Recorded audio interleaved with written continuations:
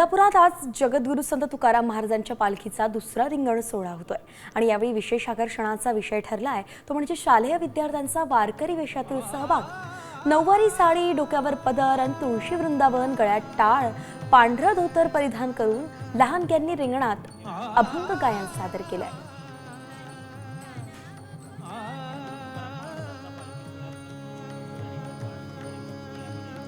याचा आढावा घेतलाय आमचे प्रतिनिधी रोहिदास गाडगेंनी। पाहूया।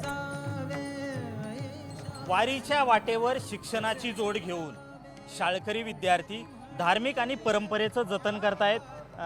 आज इंदापुरात जगद्गुरू तुकाराम महाराजांचा पालखी सोहळ्याचं दुसरं रिंगण पार पडतंय। प्रशासनाची जय्यत तयारी सुरू झालेली आहे। खरं तर या रिंगण सोहळ्यामध्ये बालवारकरी म्हणजे शाळेतील विद्यार्थी सहभागी झालेत।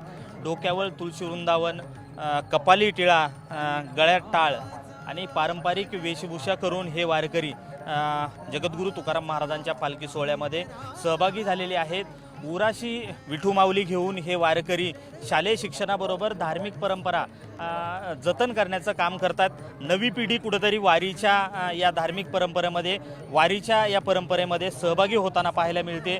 एक वेगळी परंपरा या विद्यार्थ्यांमध्ये पाहायला मिळाली। आपल्यासोबत शिक्षक आहेत।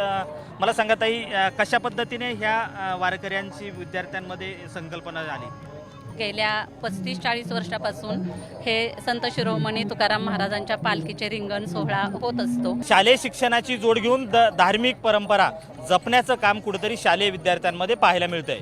व्हिडिओ जर्नलिस्ट आदर्श कटकेसह मी रोहिदास गाडगे, साम टीव्ही न्यूज, इंदापूर, पुणे।